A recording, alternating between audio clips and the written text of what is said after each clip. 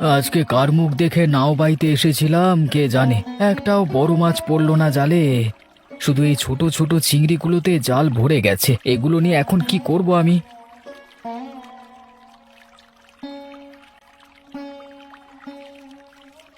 কি গো গোপাল দাদা, তোমার কি হাল গো? মুখ শুকিয়ে দেখছি একেবারে চুপসে গেছে। আজকে একটাও বড় মাছ পড়েনি ভাই, শুধু ছোট ছোট চিংড়ি মাছে জাল ভরেছে। এখন যে আমি কি করি? তা তোমার এই হাল কি করে হলো? আর যা হয়েছে হয়েছে, এরকম সার্কাসের মতো দাঁড়িয়ে থাকলে হবে? কি করব ভাই, কিছুই তো বুঝতে পারছি না। দেখো, নদীর আর কি শেষ আছে? নদী তো অফুরন্ত। নদী অফুরন্ত হলেও আমার জালে মাছ লাগছে না ভাই। আজকে কি জানি কি পাপ করে বেরিয়েছি আজ। যদি এখানে ভালো মাছ না পড়ে তাহলে তুমি আরো মাছ গঙ্গায় যাও না কেন? বলছো আমার আরো দূরে যাওয়া দরকার? হ্যাঁ দাদা, আরো দূরে যাও, দেখবে ঠিকই পড়বে। আমি চলি তাহলে। ঠিক আছে ভাই, এসো দেখি কি করা যায়।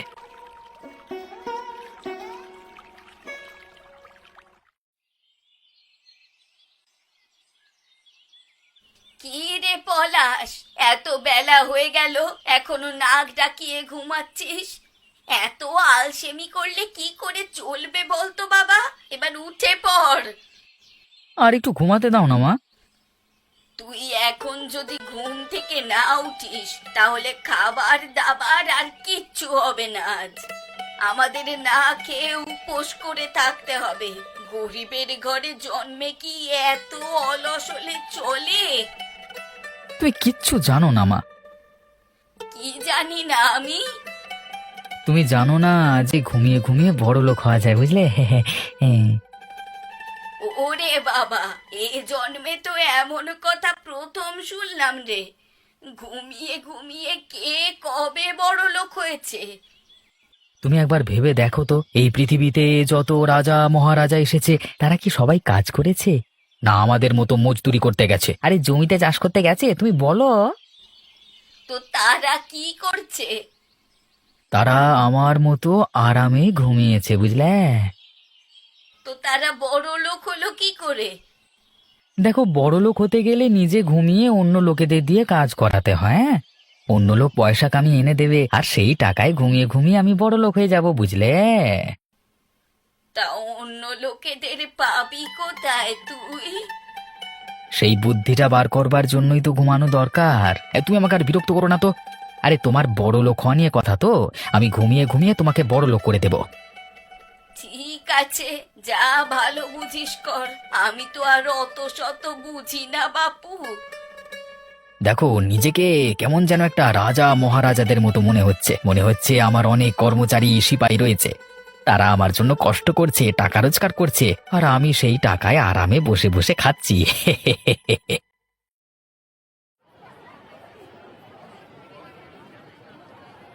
কি রতন, আজকে গোপালদা মাছ নিয়ে বসেনি কেন? সে তো কোনোদিন ফাঁকি মারে না। কি আর বলি, তার কপাল পোড়া আজকে, তার সাথে আজকে যা কাণ্ড হয়েছে। কি কাণ্ড হয়েছে তার সাথে আবার? আজকে যখন আমি মাছ ধরে ফিরছি দেখলাম গোপালদার জালে একটাও বড় মাছ পড়েনি, পুরো জাল খালি। তারপর? তারপর দেখলাম শুধু কটা কুঁচো চিংড়ি মাছ পড়েছে। তাই নিয়ে জলের মাঝখানেই গোপালদা মাথা চাপড়াচ্ছিল।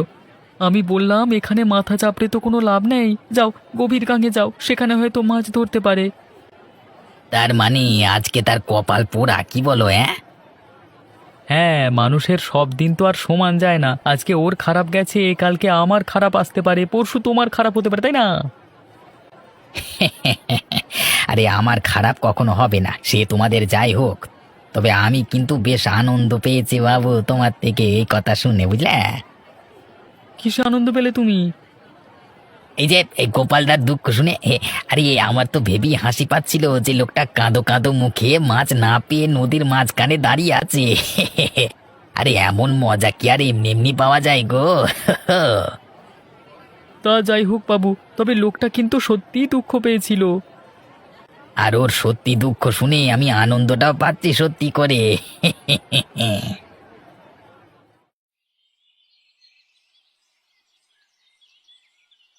এরকম ক্যাবলার মতো মাথায় হাত দিয়ে বসে আছো কেন তুমি?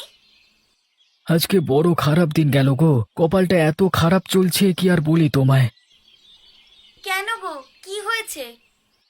আজকে সারা দিন নাও বেয়ে একটাও বড় মাছ ধরতে পারলাম না। পুরো দিন খেটে শেষ পর্যন্ত কটা মাত্র ছোট মাছ পড়েছে।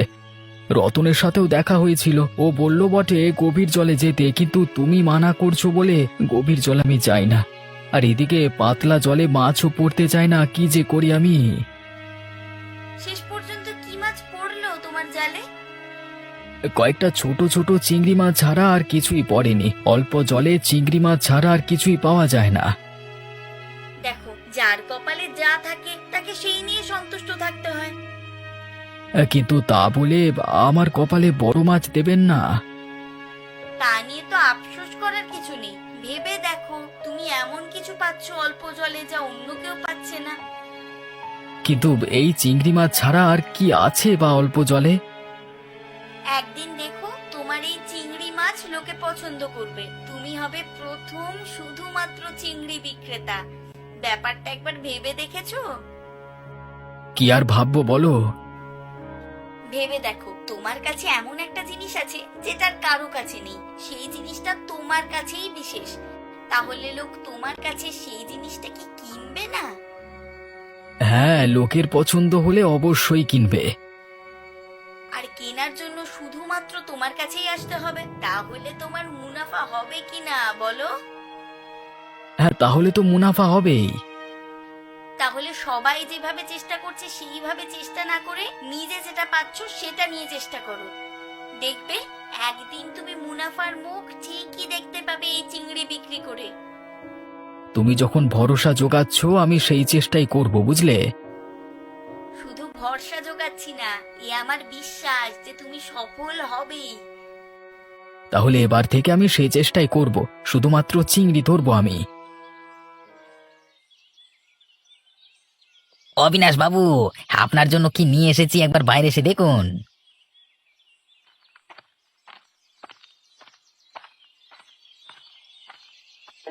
আরে কি নিয়ে এসেছো নগেন? এই দেখুন, আপনার জন্য বাজারের সব থেকে বড় মাছটা নিয়ে এসেছি আজকে। বাহ, এত বড় মাছটা কি তুমি আমার জন্য নিয়ে এলে? হ্যাঁ বাবু, এই মাছ শুধু আপনার জন্যই নিয়ে এসেছি। এত সুন্দর মাছ তুমি পেলে কোথায়? হে বাবু, সে কি আর খুব সহজ উপায় পেয়েছি? অনেক কাঠখড় পুড়িয়ে, অনেক কষ্ট করে, অনেক জায়গায় দৌড়ে খুঁজে তবে আপনার জন্য সেরা মাছটা নিয়ে এসেছি। তা বেশ করেছো, বেশ করেছো। আপনি খুশি হয়েছেন তো বাবু? হ্যাঁ, খুশি হয়েছে, কিন্তু এর দাম কত? বেশি না বাবু, আপনার থেকে কি আর বেশি দাম নেব আমি? তাও বলো না, এর দাম কত? আমি আপনার থেকে কি এক পয়সাও লাভ করব? যে পয়সায় কিনেছি সেই পয়সাটাই দিয়ে দিন। সেই পয়সাটা কত নগেন? মাত্র 2000 টাকা বাবু। বেশ, নিয়ে যাও, নাও এই টাকা।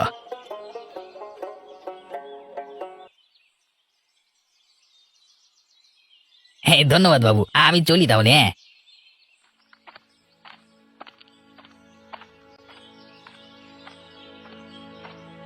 হ্যাঁ বেটা, এভাবেই বোকা বড়লোক অবিনাশকে ঠকিয়ে পকেট গরম করি আমি।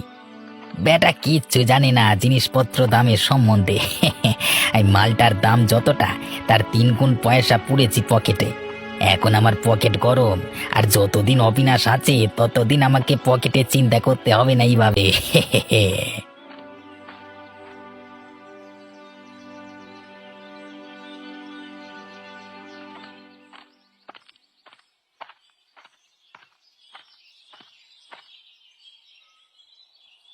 কি লতা, শুকনো মুখ করে ঘুরলে হবে? একটাই তো জীবন, একটু আনন্দ করে বাঁচো।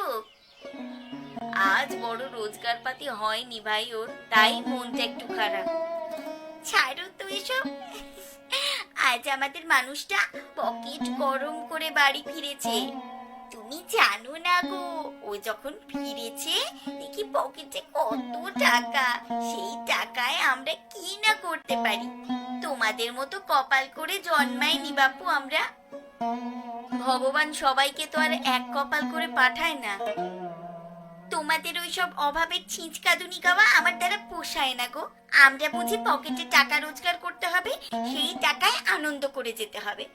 তা তোমাদের মতো কিছু লোকের তো আবার চোখ জ্বলে, যাদের 2 টাকা কামানোর মুরত নেই তারা তো অন্যেরটা দেখে হিংসে করবেই। তা তোমরা হিংসে করো, আমরা তোমাদের জীবনের মজা লুটি। চলি ভাই চলি, তুমি বরং আর একটু কান্নাকাটি করতে থাকো। আজকাল বড় দেখিয়ে দেখিয়ে কাজ কারবার চলছে এদের, কি ব্যাপার কে জানে। যাই হোক, যে কথাগুলো বলে গেল ঠিক করলো না।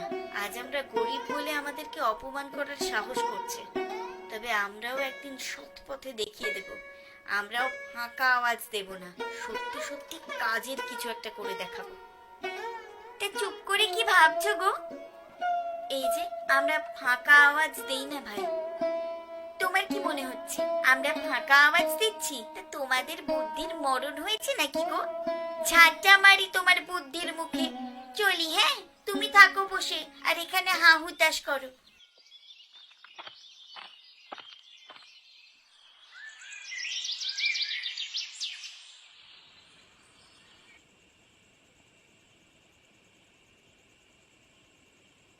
এটা কি রান্না হয়েছে মা? আলু ভাতে ভাত দিয়ে কি খাওয়া যায়? মুখে ভাত উঠছে না আমার।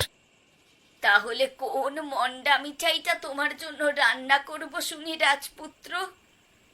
কেন, একটু ভালো রান্না করতে পারো না? ভালো কিছু রান্না করলেই তো ভালো করে খাওয়া যায়। ভালো করে খেতে পয়সা লাগে, সেই জ্ঞানটা আছে? কেন, লোকে কত ভালো ভালো খাচ্ছে। লোকে খাচ্ছে কারণ তারা পয়সা কামাচ্ছে।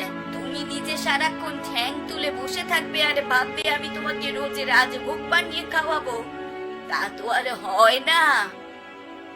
যতটা না হয় তুমি তার থেকে বাড়িয়ে বাড়িয়ে কথা শোনাও মা আমাকে। সংসারটা যদি তোমাকে চালাতে হতো তখন বুঝতে কত ধানে কত চাল। তাহলে আমাকে কি করতে হবে শুনি? মানুষের ছেলের মতো কাজ কর। সেটা বলবে তো কি করে তোমাকে উদ্ধার করতে পারি। বাইরে যাও, লোকের ছেলেরা যেমন খেটে খুটে কাজকর্ম করে টাকা পয়সা রোজগার করে ঘরে এনে খাওয়া দাওয়া করছে, যেদিন তুমি পয়সা কামিয়ে আনবে সেদিন আমি তোমাকে রাজভোগী খাওয়াবো, তার আগে আশা করো না।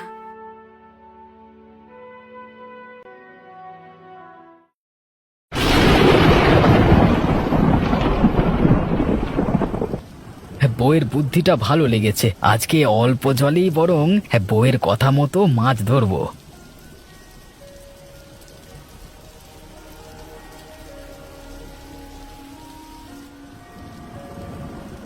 আরে গোপালদা, পাগল হয়ে গেলে নাকি? এখানে কি করছো তুমি?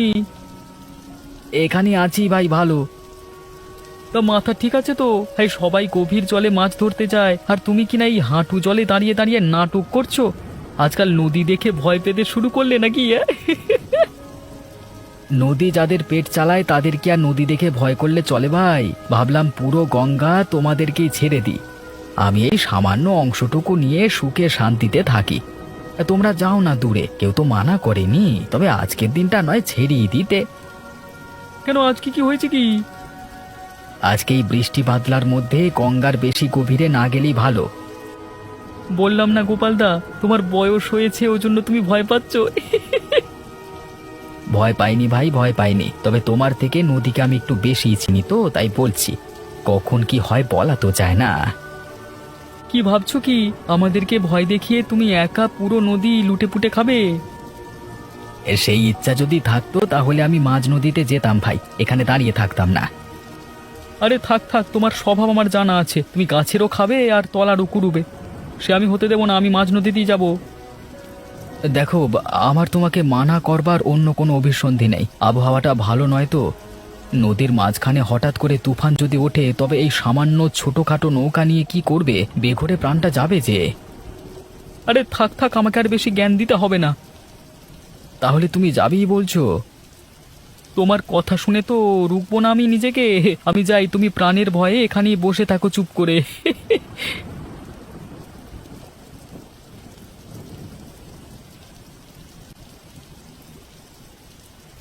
এই আমি যাচ্ছি তোমার ঘর থেকে, তুমি শান্তিতে থাকো, আমি না থাকলে বুঝবে মজাটা।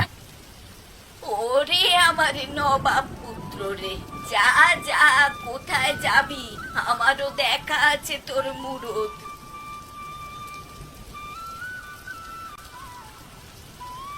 ও বাবারে, মরে গেলাম! বাঁচাও, বাঁচাও আমাকে, যন্ত্রণায় মরে যাচ্ছি আমি। হয়েছে তো, মায়ের সাথে ঝগড়া করে বেরোনোর ফল পেয়েছিস তো। আমার সাথে ঝগড়া করে বেরোতে গিয়ে পিছল উঠোনে পড়লি। দেখ আবার হাত পা কোমর না ভাঙে। আমাকে বাঁচাও, আমি উঠতে পারছি না, আমাকে ধরে তুলে নিয়ে চলো মা। আয় বাবা আয়, দেখলি তো অকারণে ঝগড়া করার ফল। বড় কষ্ট হচ্ছে। মায়ের কথা একটু শুনে চললেই তো পারিস। মা কি তোর খারাপের জন্য বলে রে? আমি এখন কোমরের যন্ত্রণা ছাড়া আর কিছু ভাবতে পারছি না। ও বাবা!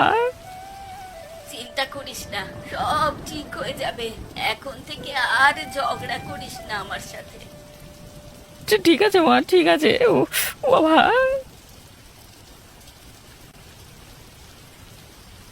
আরে চিংড়ি মাছ নিয়ে যাও, চিংড়ি মাছ নিয়ে যাও, বৃষ্টির দিনে চিংড়ি মাছ নিয়ে যাও। এমন টাটকা গঙ্গার চিংড়ি আর কোথাও পাবে না।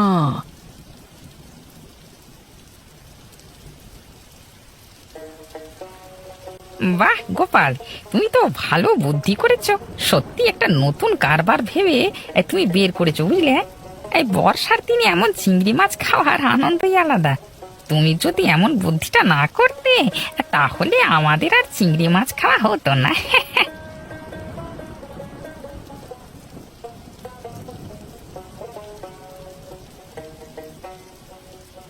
দাদা, দাদা একটা কাণ্ড হয়েছে। কি কাণ্ড হয়েছে গো বৌমা? দাদা, আমাদের মানুষটা এখনো ঘরে ফেরেনি। সেই সকালে বেরিয়েছে, এখনো বাড়ির মুখ দেখেনি সে। আমার খুব চিন্তা হচ্ছে দাদা। সে কি, রতন এখনো বাড়ি ফেরেনি? না, সে এই যে রোজগারের মতো সকালবেলা বের হলো, তেমনি আজ সকালেও মাছ ধরতে বেরোলো, কিন্তু এখনো ফেরেনি। অন্যদিন তো অনেক আগেই ফিরে আসে দাদা। তাই তো, আরে এতক্ষণে তো তার বাজারে মাছ বিক্রি করতে চলে আসবার কথা।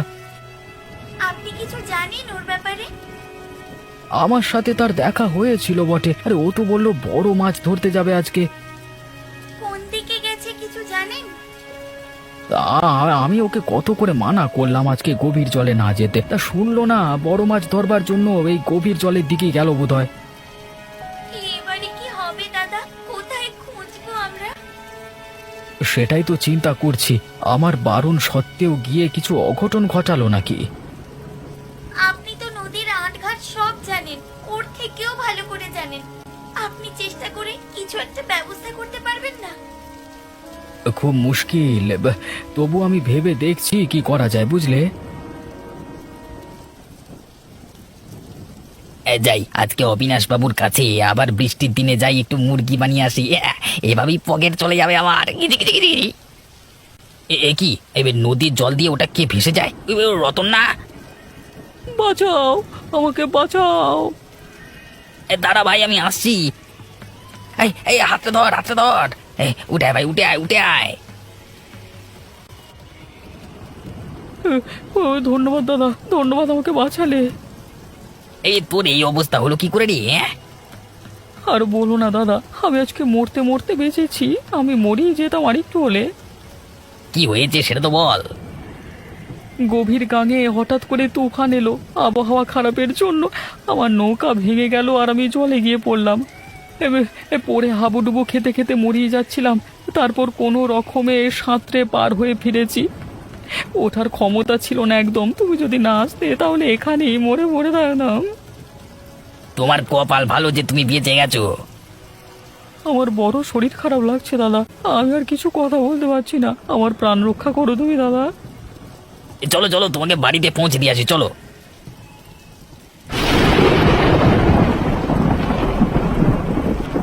হায় ভগবান, কোন পাপে তুমি আমাকে এমন সাজা দিলে?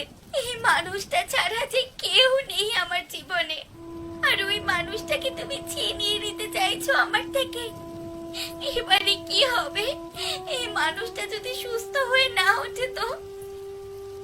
আজকে রতন খুব বাজা বেঁচে গেছে। এই মাঝ নদীতে হঠাৎ তুফানের মাঝখানে পড়ে নৌকা ভেঙে মরতেই চলে চলে চলে।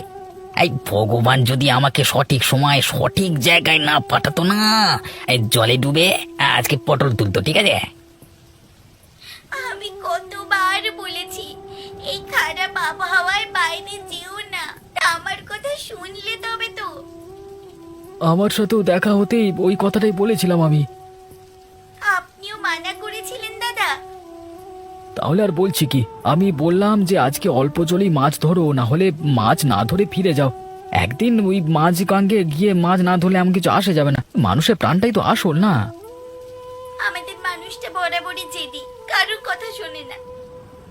আমি কত করে বোঝালাম আজকে নদীতে তুফান আসবার সম্ভাবনা রয়েছে, খারাপ কিছু হলে ওই ছোট ডিঙি নিয়ে বাঁচতে পারবো না। তা যা বলেছিলাম তাই হলো, দেখো না। তবু ভালো মানুষটার প্রাণ বেঁচে গেছে। তবে এর থেকে একটা শিক্ষা নেওয়া উচিত ওকে। এত কিছুর পর নিশ্চয়ই ওর মাথায় ঢুকবে যে সবার পরামর্শ নিয়ে কাজ করা উচিত। আপনাদের কৃপাতেই আজ ওর প্রাণ বাঁচলো, ধন্যবাদ আপনাদের। ধন্যবাদ নগেনকে দাও, আমি তো শুধু মানা করেছিলাম, প্রাণ তো নগেনই বাঁচিয়েছে। মানে জীবনে প্রথমবার একটা ভালো কাজ করলাম। এই মানুষের ভালো করাই যে এত আনন্দ জানতাম না। আজ আমি জীবনের সেরা পাওনাটা পেয়েছি। এরপর থেকে আমি নিজের কাছে প্রতিজ্ঞা করছি, আর কখনো খারাপ কাজ করব না, কারোর ক্ষতি করব না জীবনে। এবার যা করব মানুষের ভালোর জন্যই করব।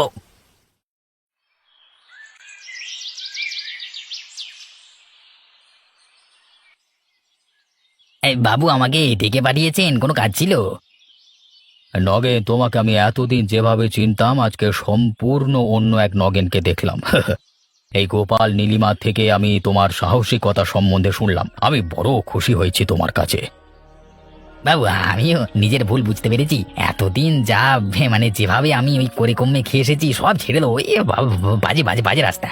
আমি এবার থেকে শুধু মানুষের ভালোর জন্য কাজ করব। তোমার উন্নতিতে আমি খুশি হয়েছি নগেন। আপনাদের আশীর্বাদই এসব সম্ভব হয়েছে তো বাবু। তবে আমি তোমাকে কিছু উপহার দিতে চাই। সে আপনার কৃপা বাবু, আমি আর কি বলবো। এই নাও, এর মধ্যে অনেক টাকা আছে, এগুলো আমি তোমাকে দিতে চাই, তোমার ভালো কাজের উপহার। না না না না না বাবু না, আজ আমি বুঝতে পেরেছি এই মানুষের কাজ করতে চাইলে কোনো স্বার্থ ছাড়াই করতে হয়। কিন্তু এটা তোমার ভালো কাজের জন্য পাও না, এটা তুমি অস্বীকার করো না। আমি স্বীকার করছি বাবু, তবে এই টাকা আমার থেকে বেশি যার দরকার সে হলো নীলিমা এবং ওই অসুস্থ রতনের চিকিৎসার জন্য। আর আমি ওদের হাতে তুলে দিচ্ছি টাকাটা। আজকে টাকার দরকার আমার থেকে বেশি ওর, এই টাকাটা তাই ওদের। হ্যাঁ। বাহ নগেন, তুই এতদিন মানুষের মতো কাজ করলি। আমিও খুব খুশি হলাম তোমার এই বুদ্ধিময় উন্নতি দেখে।